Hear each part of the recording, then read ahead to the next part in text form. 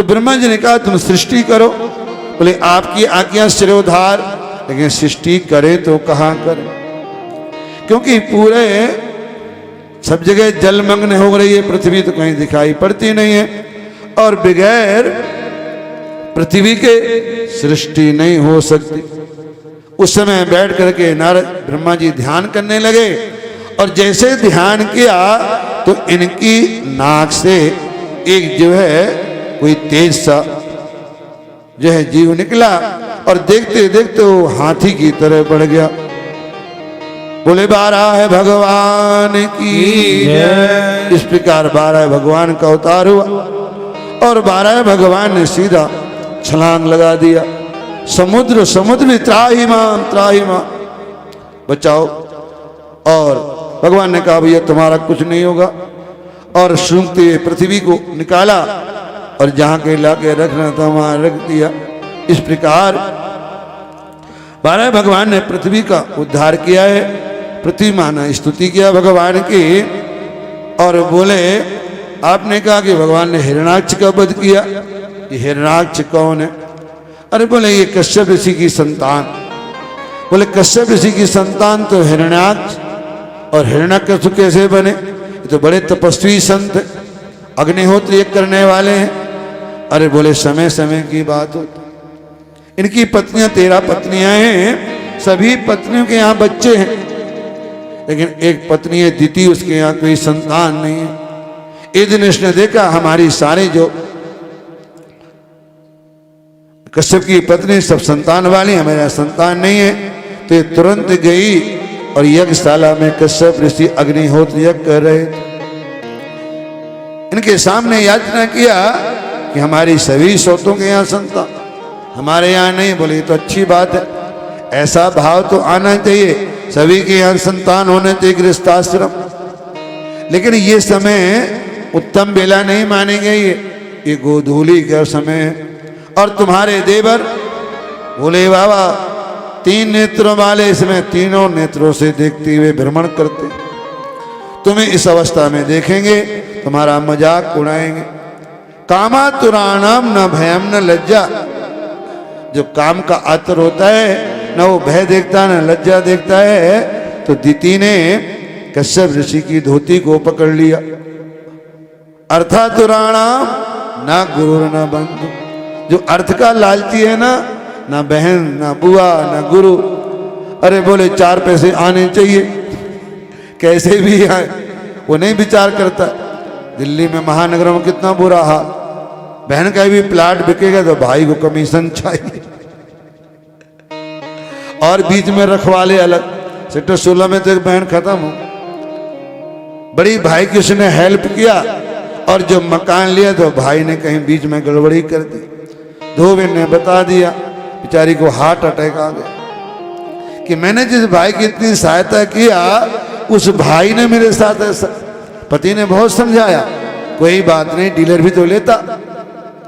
तो इसलिए अर्थातुराणाम न गुरु न बंधु। न वो गुरु देखता है, न वो बंधु देखता है, न कुछ देखता है। और चिंता तुराणाम ना सुखम न निद्रा। चिंता हो जाए कोई, ना सुख, खा रहे हैं स्वाद तो आ नहीं रहा, पड़े हैं नींद तो आ नहीं रही, चल रहे हैं लेकिन चलने का मन तो है, कोई चिंता है ना। इसलिए दिति की जब काम वासना शांत हुई, कश्यप ऋषि ने अपना आचमन किया, फिर दोबारा संध्या बंदन करने बैठ गए। दिति आई, मुझे बड़ी गलती हुई है। बोले क्यों? हम तो मना कर रहे थे कि 4 काम नहीं करना चाहिए। चत्वारि मानि कर्माणि संध्यायां परिवर्जे आहारं मैथुनं निद्रां स्वाध्यायं चतुर्थ। ये 4 काम नहीं करना चाहिए। जब 2 टाइम मिल रहे हो उस समय भोजन नहीं करना चाहिए, और जब 2 टाइम मिल रहे हो पति और पत्नी का संबंध नहीं होना चाहिए, और उस समय हमें सोना नहीं चाहिए और भोजन नहीं करना चाहिए। यदि करेंगे तो देखो आहार करोगे तो बीमार पड़ जाओगे। पति पत्नी का संबंध बना तो हिरण्याक्ष की तरह संतान आएगी। और यदि हमने निद्रा लिया तो हमारी नेत्र की ज्योति चली जाएगी, बीमार पड़ जाएंगे। जितनों को भी शुगर हुआ, जो दिन में सोते हैं उसमें ज्यादा लोग शामिल हैं। जो दिन में आते हैं ना घर में, 4 रोटी खा के 2 घंटे सो लेते हैं, आप डॉक्टर से पूछे, डॉक्टर नहीं बताएगा ये बात, क्योंकि उनकी दुकानदारी है, क्यों खराब करे। लेकिन हमने वैद्य से पूछा तो वैद्य ने बताया कि दिन में ज्यादा सोते हैं उन्हें शुगर जरूर हो जाएगी, इसलिए दिन में नहीं सोना चाहिए। और स्वाध्याय नहीं करना चाहिए, पढ़ाई नहीं करना चाहिए, पढ़ाई तो आएगी नहीं, बच्चे को चश्मा जरूर लग जाएगा। इसलिए 4 काम ये वर्जित बताए गए। और उसके बाद में फिर बोले तुमने क्षमा याचना किया है ना, तो तुम्हारे यहाँ तुम्हारे बेटे तो असुर स्वभाव के होंगे, लेकिन तुम्हारा पौत्र बहुत धार्मिक होगा। दिति को बड़ी प्रसन्नता हुई और बोले ये भगवान के वैकुंठ के द्वारपाल भी है, सनकादि ने श्राप दिया था तब भी ये आए हैं। इस प्रकार इनका वहां से भी पतन हुआ है और ये आकर के यहाँ हिरण्याक्ष हिरण्यकश्यप बनेंगे। 12 भगवान जब पृथ्वी को लेने के लिए यहाँ पर आए और भ्रमण करने लगे, उसी समय हिरण्याक्ष ये छोटा है, हिरण्यकश्यप बड़ा है, तो ये घूम रहे थे। देवताओं के लोक में गए, देवता तो भाग गए। आगे जो है नारद जी मिले, बोले आप हमारे गुरु हैं, बढ़िया मंत्र दिया है, लेकिन अब कोई योद्धा नहीं मिल रहा। तो बोले हम तो तुमसे युद्ध करने वाले नहीं हैं। अभी समुद्र में बड़ी जोर की आवाज आई है, जाके देखो कोई वीर गया है। जैसे वो गए तो 12 भगवान दिखाई पड़े और 12 भगवान को उसने बहुत जोर से बोलना शुरू किया, गालियां दे रहा, लेकिन भगवान कुछ नहीं बोले। भगवान ने बोला कि अभी पृथ्वी को जहां रखना है वहां रख तो दें पहले। और बड़े बड़े वैज्ञानिक कहते हैं ये पृथ्वी जहां रखी गई है, थोड़ा नीचे होती तो ठंड के मारे गल जाती, और थोड़ा ऊपर होती तो सूर्य की किरणों से जल जाती। बड़े बड़े जो नासा वाले वैज्ञानिक हैं ना, उन्होंने रिसर्च किया है और भगवान ने इसको जहां स्थापित करना था वहां किया। और उसके भगवान ने भी 12 भगवान ने भी गाली दिया। सुखदेव जी ने पूछा कौन सी गाली? सुखदेव जी कह रहे गाली दिया है। परीक्षित ने पूछा कौन सी गाली दिया? भगवान भी गाली देते हैं? बोले हाँ भगवान भी गाली। कौन सी गाली? भगवान ने कहा हम भी तुम्हारे जैसे ग्राम सिंहों को ढूंढते रहते हैं। बोले ये तो अच्छी गाली, गाली थोड़ी है। ग्राम सिंह गांव का शेर। तो बोले गांव का शेर कौन होता है? बोले कुत्ता होता है। ये पढ़ो लोग ही गाली। गांव का शेर ग्राम सिंह, हम तुम्हारे से ढूंढते रहते हैं। बोले गांव का कुत्ता। और भगवान ने उसके साथ युद्ध किया।